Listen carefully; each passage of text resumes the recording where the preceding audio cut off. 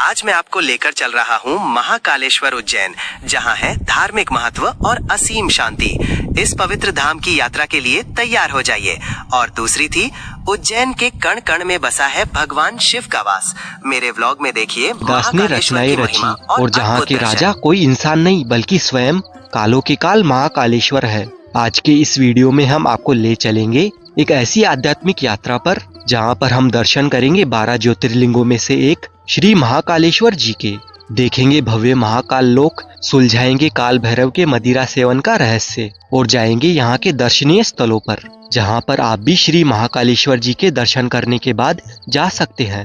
और आपको इस वीडियो में उज्जैन दर्शन की कंप्लीट इन्फॉर्मेशन मिलेगी, जैसे आप यहाँ पर कैसे घूम सकते हैं, रुकने ठहरने के क्या क्या ऑप्शंस यहाँ पर है और खाने पीने से लेकर एक दिन की आइटनरी आपको इस वीडियो में मिलेगी। तो चलिए मेरे साथ महाकाल की नगरी उज्जैन में।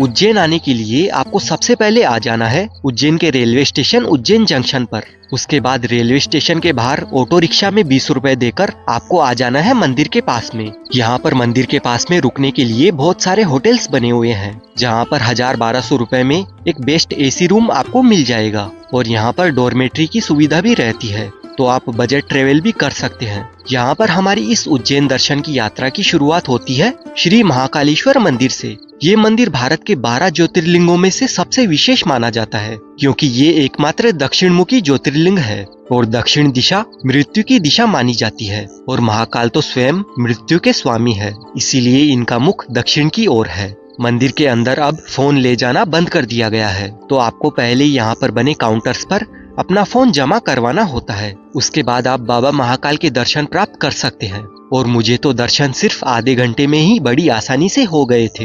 हालांकि जिस दिन मैं गया था उस दिन थोड़ी भीड़ कम थी, लेकिन हो सकता है आपको दर्शन करने में इससे ज्यादा टाइम लग जाए। अगर आपको यहाँ पर भीड़ ज्यादा मिलती है तो आप यहाँ पर 250 रुपए की स्पेशल टिकट लेकर दर्शन करने जा सकते हैं। मंदिर का सबसे बड़ा आकर्षण है भस्म आरती।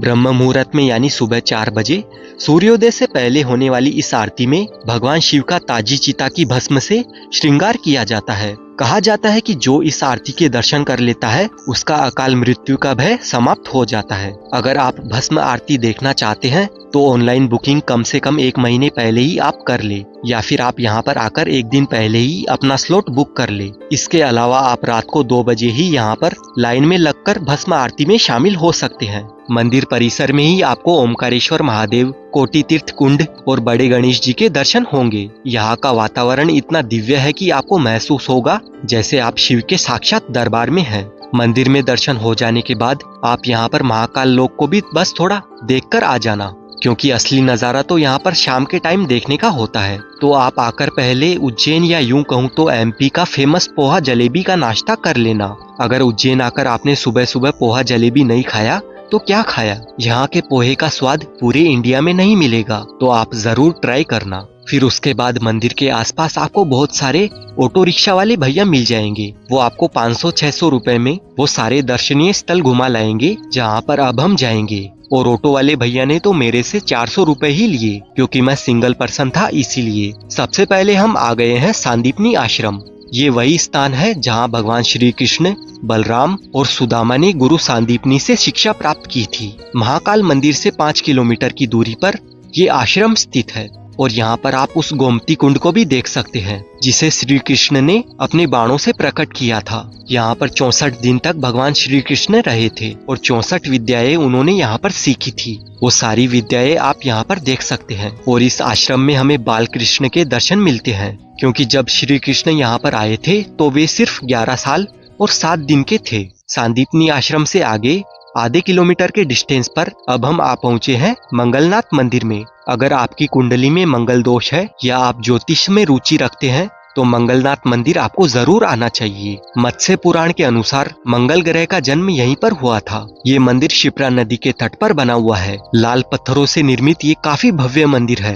और जो कर्क रेखा है वो इसी मंदिर से होकर गुजरती है। मंगलनाथ मंदिर से चलकर अब हम आ गए हैं काल भैरव मंदिर में दर्शन करने के लिए। उज्जैन नगरी की रक्षा का भार जिनके कंधों पर है वे है काल भैरव। महाकाल दर्शन के बाद काल भैरव के दर्शन के बिना हमारी यात्रा अधूरी मानी जाती है। लेकिन ये मंदिर एक गहरे रहस्य के लिए दुनिया भर में प्रसिद्ध है और उस रहस्य के बारे में आपने भी जरूर सुना होगा। यहाँ पर काल भैरव भगवान को प्रसाद के रूप में मदिरा यानी शराब चढ़ाई जाती है, लेकिन वो शराब पहले चढ़ाई जाती थी, अब मंदिर में शराब चढ़ाना बंद कर दिया गया है। काल भैरव भगवान शिव के ही उग्र रूप है, इसीलिए महाकाल मंदिर में जितने भी लोग आते हैं वो सभी यहाँ पर इस मंदिर में दर्शन करने आते हैं। तो यहाँ पर भी आपको काफी भीड़ देखने को मिलेगी और ये मंदिर भी काफी दिव्य है। काल भैरव मंदिर से 1.5 किलोमीटर की दूरी पर अब हम आ गए हैं गढ़ कालिका मंदिर के पास में और यहाँ पर सबसे पहले हम दर्शन करेंगे श्री स्थिर मन गणेश मंदिर में। इस मंदिर का इतिहास हजारों साल पुराना है। कहते हैं कि भगवान राम अपने वनवास में शिप्रा नदी के दर्शन के लिए आए थे और उन्होंने खुद यहाँ पर इस मंदिर की स्थापना की थी। इस मंदिर परिसर में एक प्यारी सी गौशाला भी बनी हुई है। आप चाहे तो यहाँ पर गाय माता को चारा भी खिला सकते हैं और यहाँ से पास में ही ये गढ़कालिका मंदिर है। इस मंदिर का इतिहास भी काफी पुराना माना जाता है। यहाँ पर महान कवि कालिदास जी को देवी कालिका ने ज्ञान दिया था, तभी वे राजा विक्रमादित्य के 9 रत्नों में शामिल हुए थे। इस मंदिर को शक्तिपीठ भी माना जाता है क्योंकि यहाँ पर माता सती का ऊपर का होठ गिरा था और ये मंदिर तांत्रिक दृष्टि से काफी महत्वपूर्ण माना जाता है। मंदिर में दर्शन हो जाने के बाद 2 मिनट की दूरी पर अब हम आ गए हैं राजा भरतरी की गुफाओं के पास में। उज्जैन के राजा भरतरी ने अपना सारा राजपाट अपने छोटे भाई विक्रमादित्य को सौंपकर यहाँ पर आ गए थे। यहाँ पर 3 गुफाओं में से मुख्य 2 गुफाएं हैं, जिनमें गुफा नंबर 1 में 2500 वर्ष पहले गुरु गोरखनाथ जी ने तपस्या की थी। उसके बाद भरतरी जी ने 12 साल तक यहाँ पर तपस्या की थी। अगर आपको सांस लेने की समस्या है तो आप इन गुफाओं में संभल कर आना, क्योंकि गुफाएं जमीन के अंदर होने की वजह से ऑक्सीजन की कमी से हमारी सांस फूलने लगती है। और यहीं पर गुफा नंबर 2 बनी हुई है, जिसमें राजा गोपीचंद जी तपस्या किया करते थे। और गुफा नंबर 3 से चलते हुए आप इस भव्य मंदिर में पहुंच जाएंगे।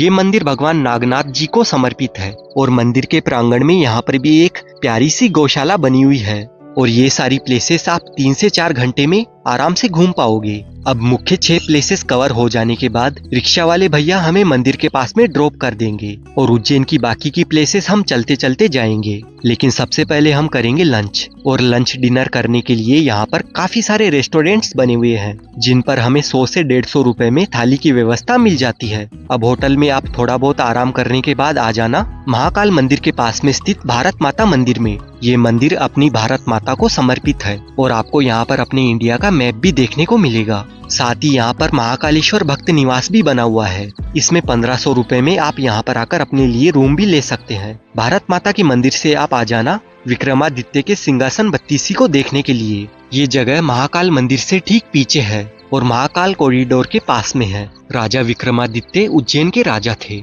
उनके किस्से कहानियां आपने जरूर सुनी होगी, तो आप यहाँ पर जरूर आना। यहाँ से 2 मिनट चलने के बाद अब हम आ गए हैं हरसिद्धि माता मंदिर में और फिर से हम यहाँ पर आएंगे। उससे पहले मंदिर से 2 मिनट की दूरी पर आप चले आना शिप्रा नदी के राम घाट पर। यहीं पर 12 वर्षों में लगने वाला कुंभ मेला और 6 साल में लगने वाला अर्ध कुंभ मेला आयोजित किया जाता है। यहाँ पर काफी सारे मंदिर है जिनमें आप दर्शन कर सकते हैं और आप चाहें तो घाट पर स्नान भी कर सकते हैं और साथ ही थोड़ी देर शांति से घाट पर बैठ सकते हैं। और सूर्यास्त के बाद शाम के टाइम शिप्रा आरती को देखने का सौभाग्य भी हमें प्राप्त हो जाता है।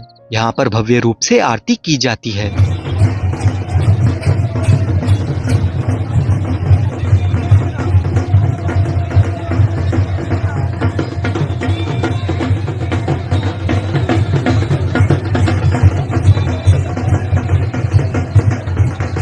रामघाट की आरती देखने के बाद आप बिना टाइम गवाए आ जाना हरसिद्धि माता मंदिर में। ये मंदिर देवी सती के 51 शक्तिपीठों में से एक है। यहाँ पर माता सती की कोहनी गिरी थी और यहाँ पर फेमस दिव्य भव्य और अलौकिक आरती होती है, जिसे देखकर आपको पूरे गूज़बम्स आ जाएंगे। आप हरसिद्धि माता मंदिर की शाम की आरती बिल्कुल भी मिस मत कर देना। ये मतलब मेरे पास शब्द नहीं है इसको बताने के लिए, आप खुद देखिए।